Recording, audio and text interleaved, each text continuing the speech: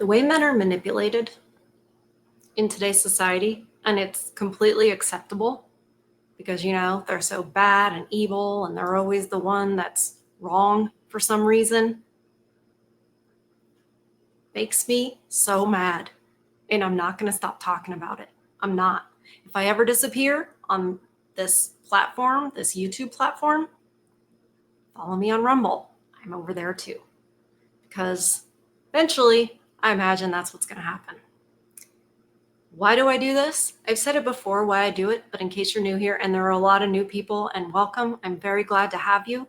Very glad that you're helping spread the word, spread the truth. Because there are men I care about in my life. I have a father. I have relatives. I have friends. And I have eyeballs, and I've seen what they've gone through. And I've listened to them. I've actually listened to them rather than what a lot of women do, where they go, you know what? I've decided how you should feel, and I'm going to tell you how you should feel and criticize how you actually feel, even though I'm not even listening to what you're really saying. And I don't know why all of a sudden it clicked on for me. I had some life changes happen around 10 years ago. And when you get a little older and you get some perspective and you can look back, you go, oh, wow, I really believed a lot of things that I didn't know why I believed them. And they weren't really based in fact. And that's the red pill. You can get red pilled about a lot of things, politics, the whole dating scene, men and women in general. But it's basically, it's from the Matrix, the movie. You take the red pill and I show you how far down the rabbit hole goes.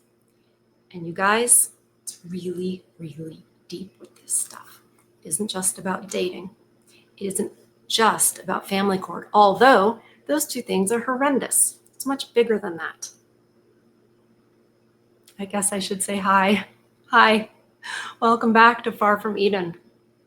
We are in a series right now reading this book.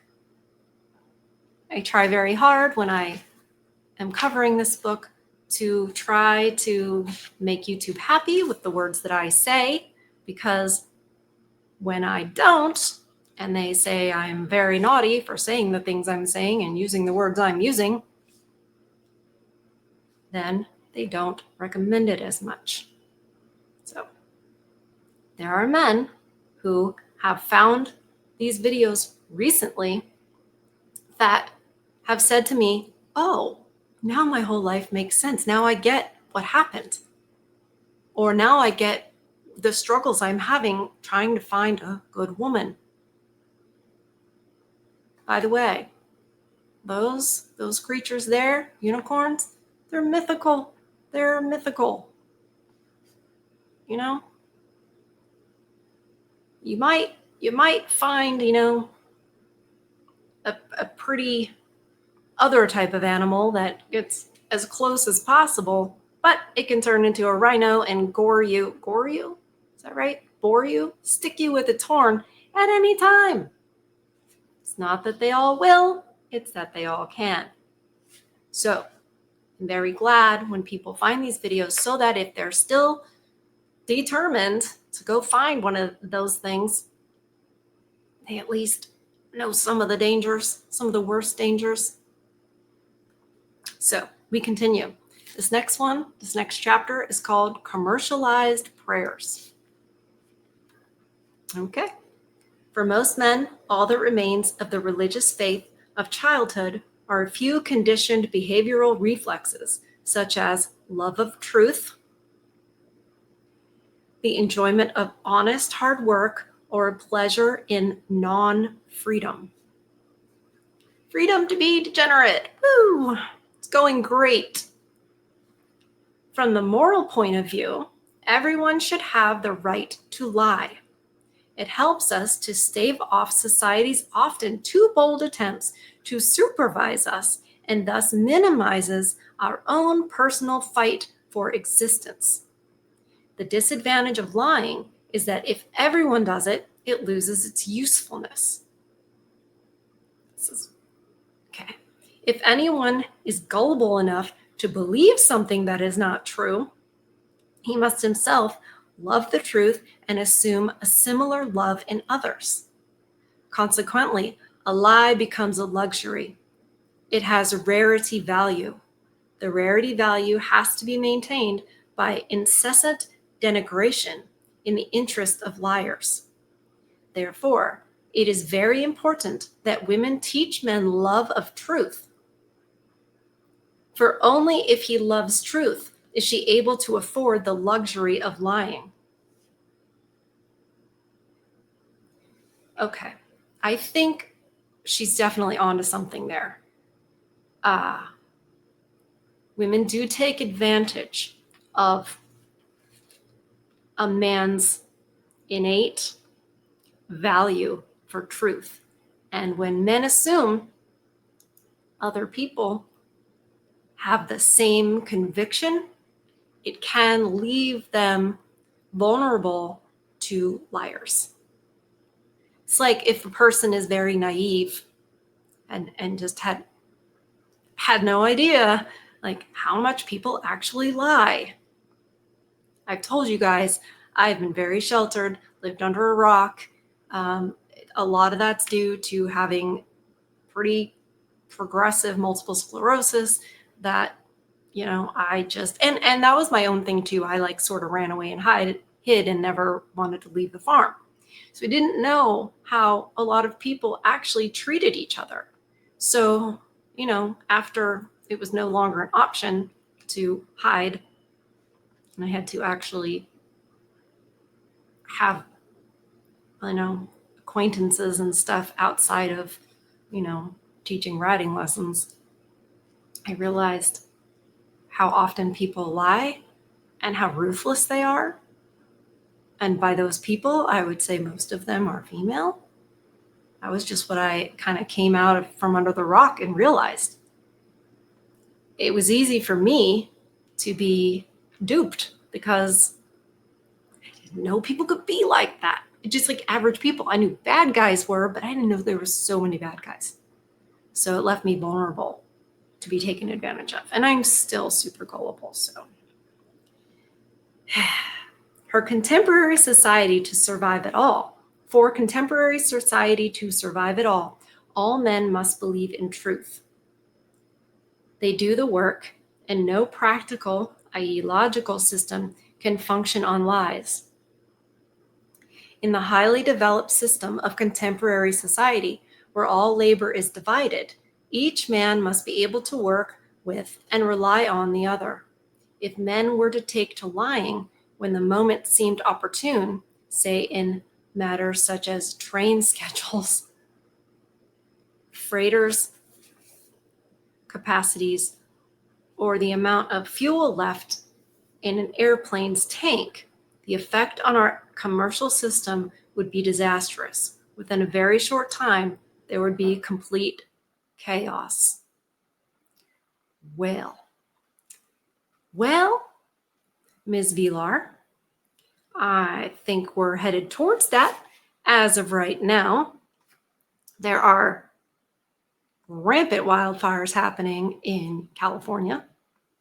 And I have to say, I don't know if there were blatant lies, but I think the people thought water was going to come out of the fire hydrants. I think that that's what they thought. Well, it's not. A lot more men today lie, just as a matter of course. We call most of those guys politicians, but they're everywhere. And it's been from the breakdown of society. And I would say the female, the mother of the household, since around mid to 3/4 through the 20th century, has been led by the female. And that's where you get a lot of moral relativism. Well, I lied because it was a good thing.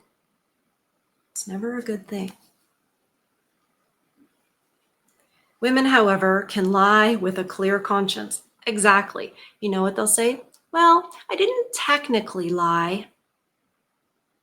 That's a lie. It's a lie about lying. They are not involved in the process of work, so their lies will harm only one person, usually the husband. Yeah, except now they work.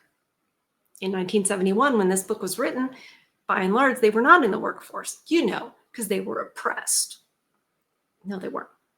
They didn't want to, but now they're in the workforce. How's that going? Education was pretty much handed over to women in 1980, and there have been more and more teachers and administrative people in administrative roles that are women in the education system. How's that going? Healthcare system, the same. How's that going?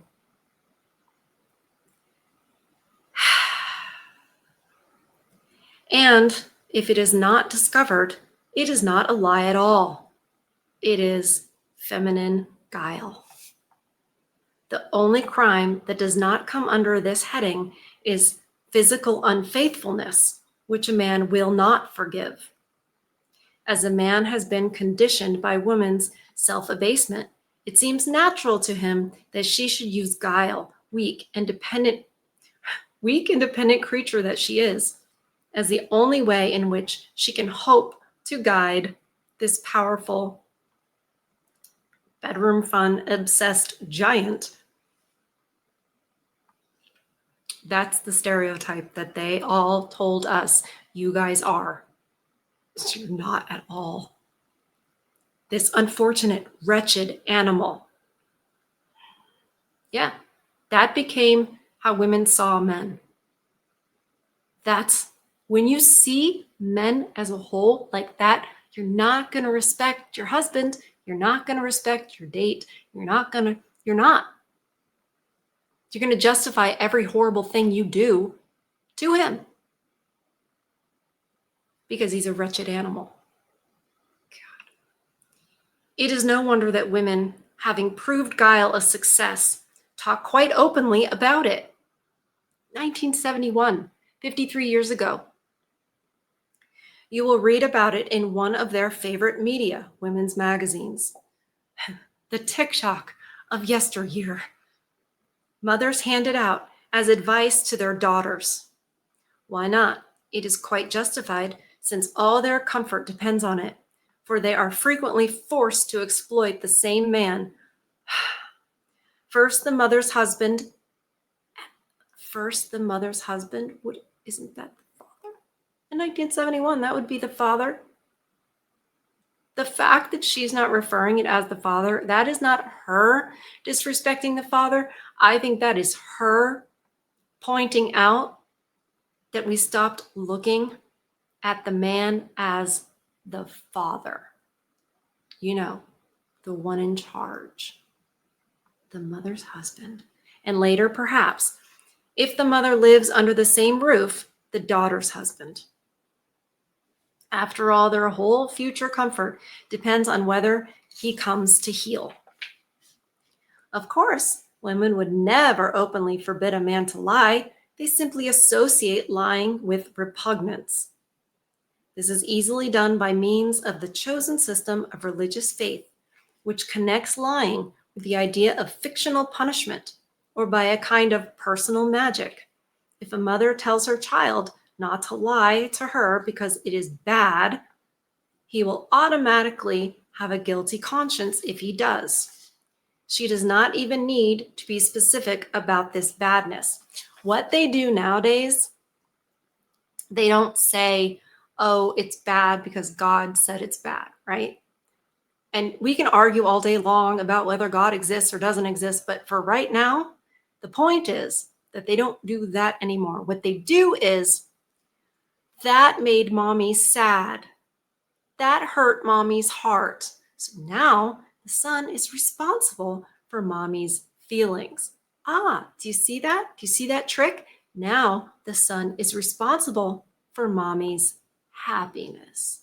Son grows up. Son gets married. He thinks he's responsible for woman's happiness. And the current Protestant churches of today support that because they say it's the husband's duty to serve the woman. But they never talk about what her duty is. The child believes her implicitly, is dependent on her, and relies upon what she tells him. He believes she would never lie. This is nonsense, of course. Sorry. For mothers constantly tell their children the most barefaced lies. The same magic is involved when later on a woman convinces her husband that unfaithfulness is something squalid and wretched.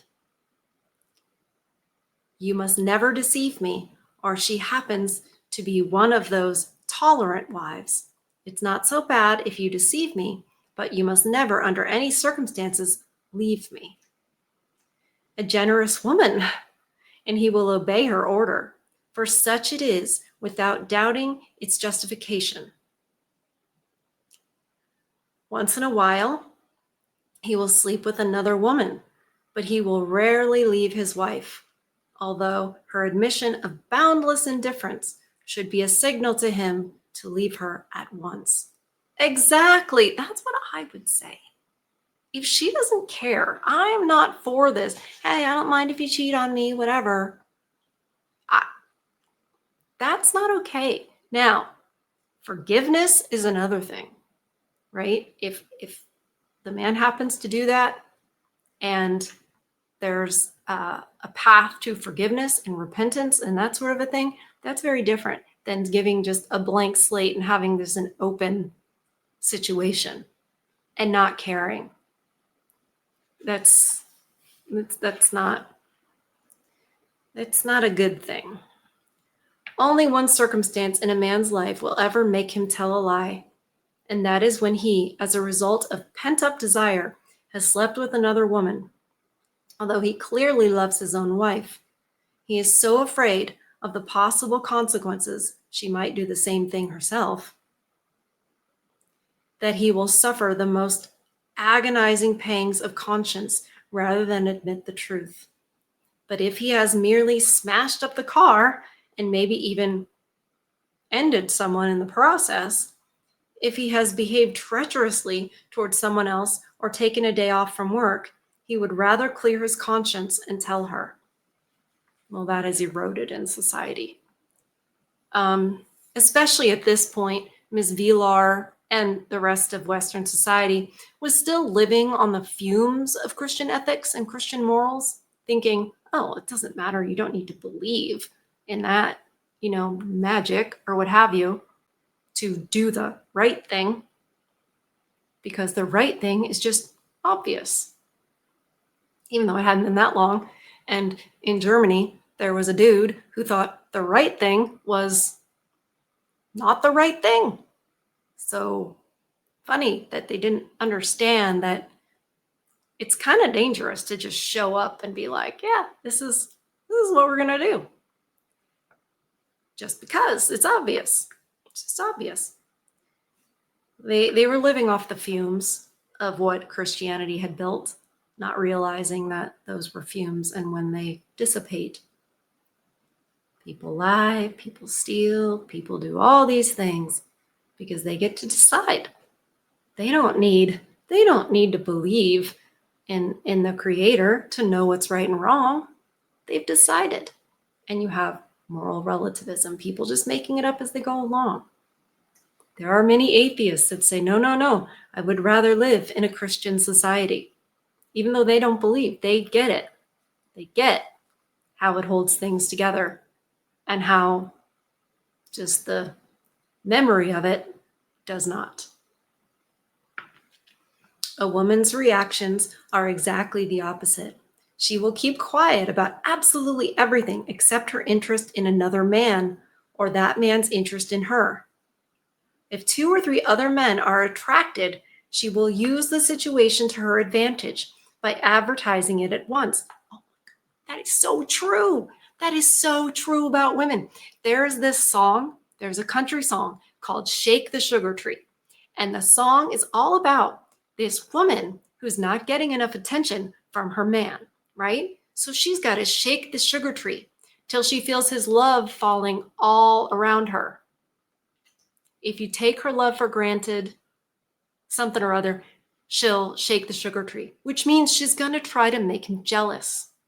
So he'll pay more attention to her. What's insane is that that's how women think when they see a man that's getting a lot of attention. They go, oh my, he's very high value. I better step it up a notch, right? That's how women react. Men are not wired that way. They see a lot of dudes sniffing around. They're like, unless all they want to do is sniff around themselves. If they really think, hey, I'm looking for a wife, and they see a lot of dudes sniffing around, they're like, yeah, you might not be wife material. But let's see what Ms. Vilar has to say about it. She will use the situation to her advantage by advertising it at once. She tells her husband just to make sure he knows there is someone else to look after her if necessary. This alone is enough to make a man get a move on and increase his rate of output immediately. Not anymore. I mean, maybe back then, shaking the sugar tree was working. Maybe for a time period, shaking that sugar tree was working. But not anymore at all. Men are like, okay, fine. I'm not competing for you.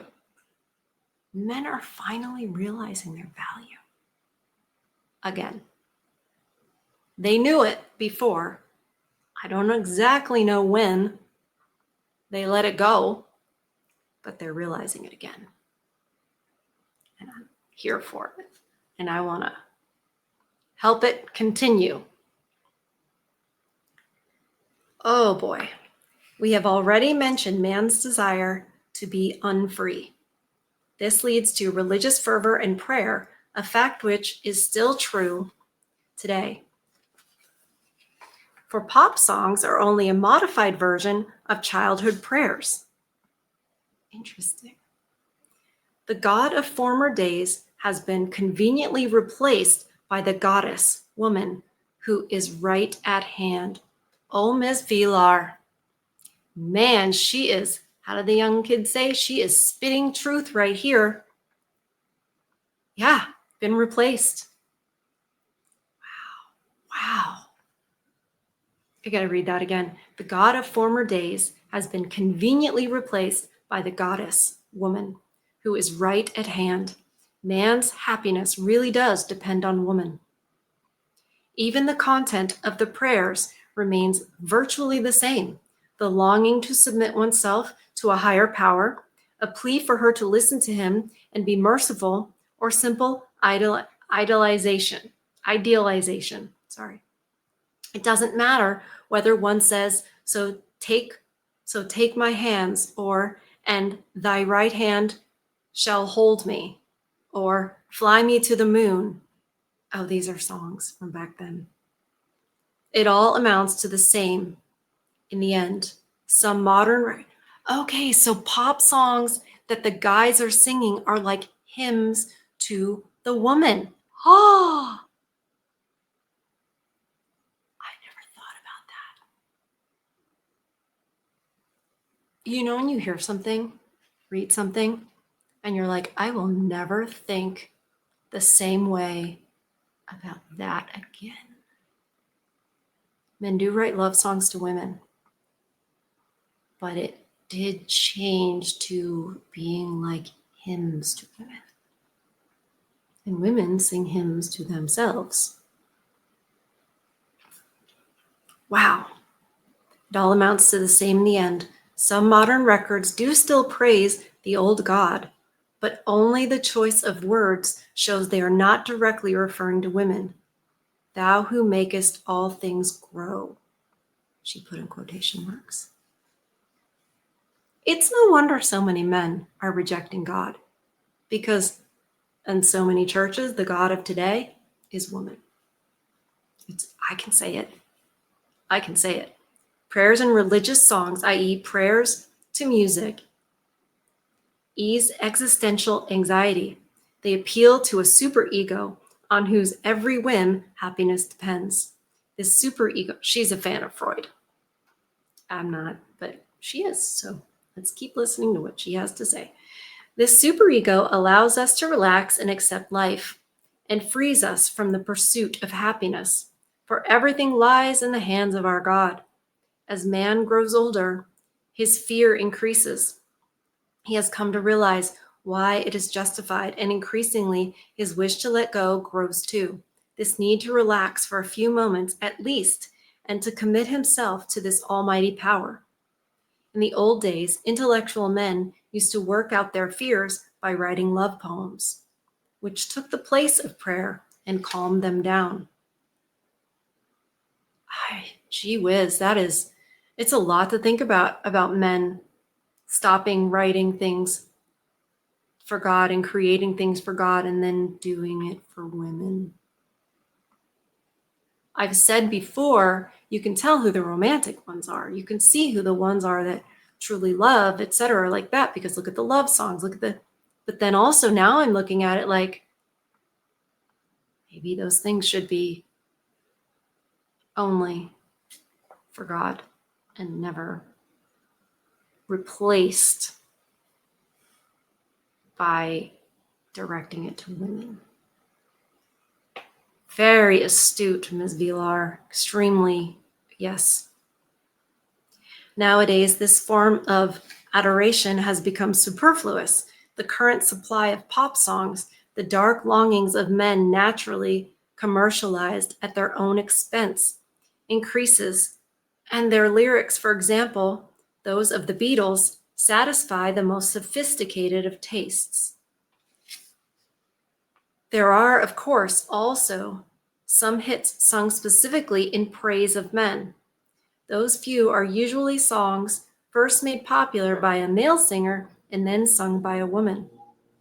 In general, however, some women only sing hymns to love, which, since men need them for love, is almost the same as singing hymns to themselves. Yep. Absolutely. Absolutely. Oh, Ms. Vilar, what must you think today? She's probably like, yep, I knew I was right.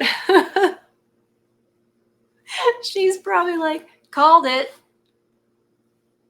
Still, at some stage, they discovered that they could sing their own praises without being too obvious.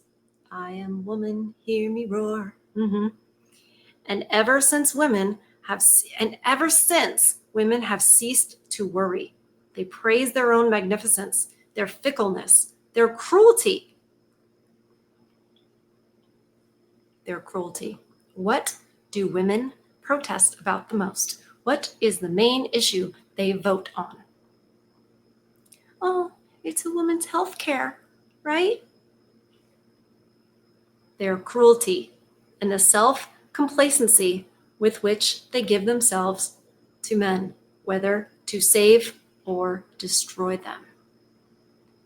When Marlene Dietrich sang in The Blue Angel that love is my world and my nature and nothing else, all I can do is make love, that's all. And she's saying like quotes from the song. And men flutter around me like moths and burn up, and I can't help it. She was expressing just these sentiments. If women can think of themselves as divine, just how divine must they be? In real life, of course, women are far more subtle in their exploitation of the male sex than in that film. They don't ruin men immediately. They are quite prepared to take a whole lifetime over it. After all, who is going to kill the goose that lays so many golden eggs? It is why men were able to laugh over the wretched figure of Professor Unrath instead of recognizing in him a portrait of themselves. Think of Nancy Sinatra's great hit, These Boots Are Made for Walking, which says the same in a slightly different way. One of these days, these boots are gonna walk all over you. It's hard to read that without A hit indeed, for it satisfies man's need and longing for a cruel goddess on the one hand, and woman's claim to omnipotence on the other. Not anymore.